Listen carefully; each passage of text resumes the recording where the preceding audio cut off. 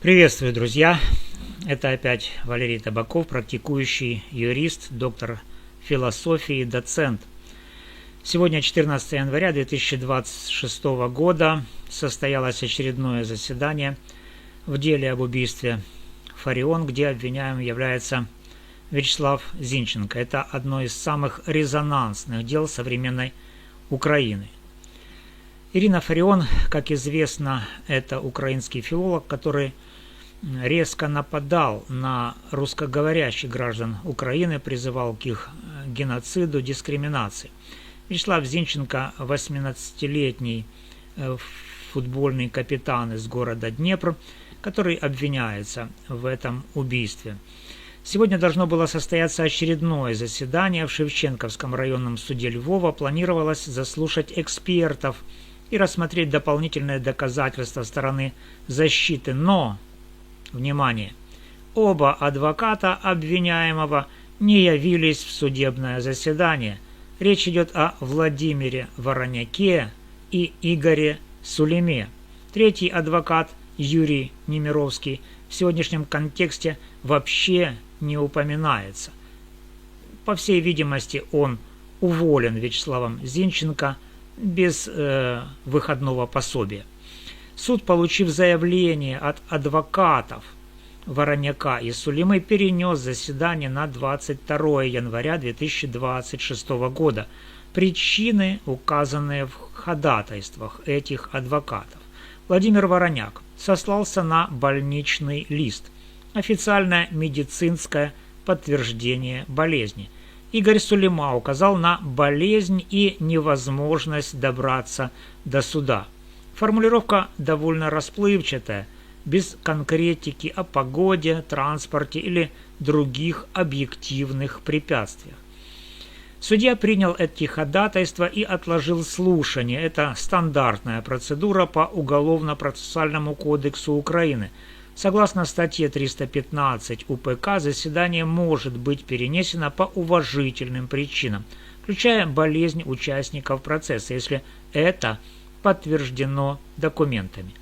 Без адвокатов полноценное рассмотрение дела невозможно. Это нарушило бы конституционное право на защиту, закрепленное в статье 20 Уголовно-процессуального кодекса и статье 59 Конституции Украины. Но давайте, друзья, посмотрим на ситуацию шире. Это уже далеко не первый случай, когда защита Зинченко создает задержки.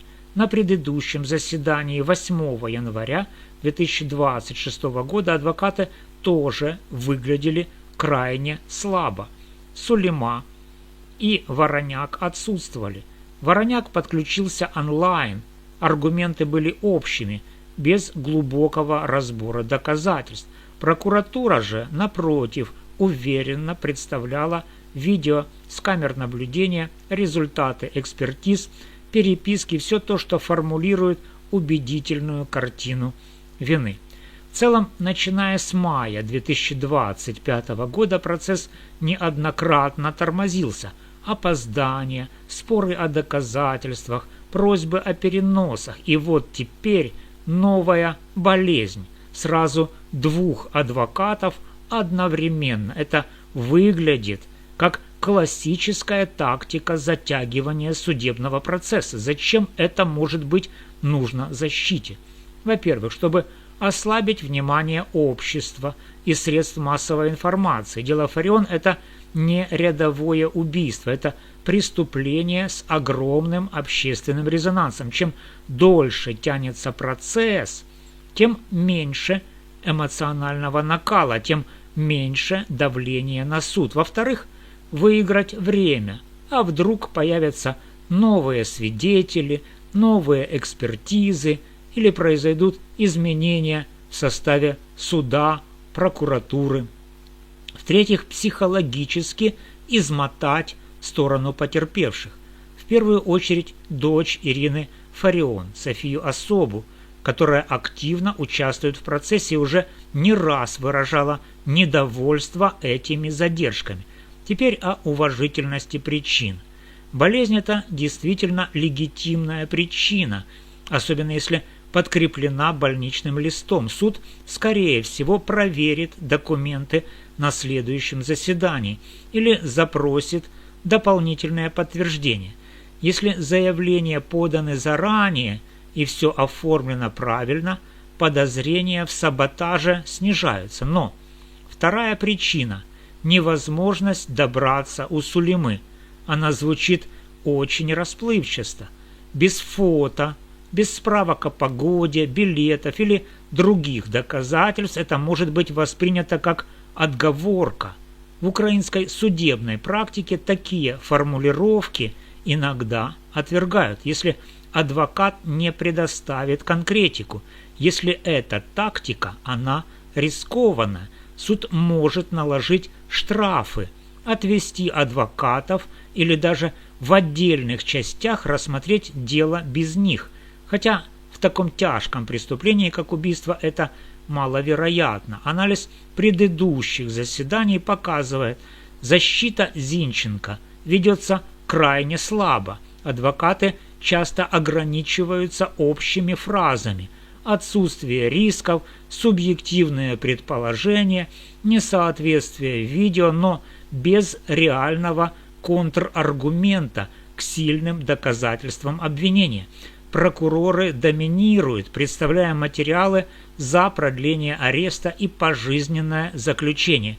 Затягивание может быть частью стратегии пассивной обороны. Если процесс растянется на годы, шансы на смягчение приговора растут из-за истечения сроков, возможных амнистий, ошибок обвинения. Учитывая, что Ирина Фарион фигура националистическая, давление на суд огромно, и защита может играть именно на время, чтобы снизить этот накал.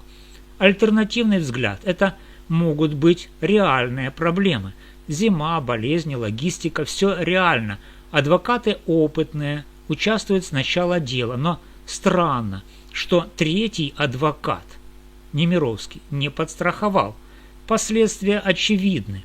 Для Зинченко продолжение содержания под стражей уже больше года, что само по себе усиливает давление. Для процесса перенос на 8 дней не критичен, но если паттерн повторится, прокуратура может подать жалобу в апелляцию или требовать ускорения по статье 314 УПК. Для общества в СМИ и соцсетях это воспринимается как манипуляция, усиливая негатив к обвиняемому. Пока прямых доказательств саботажа и затягивания нет.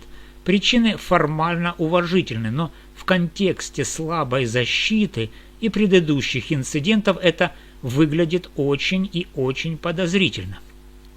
Я буду мониторить следующее заседание 22 января. Если адвокаты снова заболеют, это уже будет системный паттерн, и тогда вопросы к защите станут еще жестче.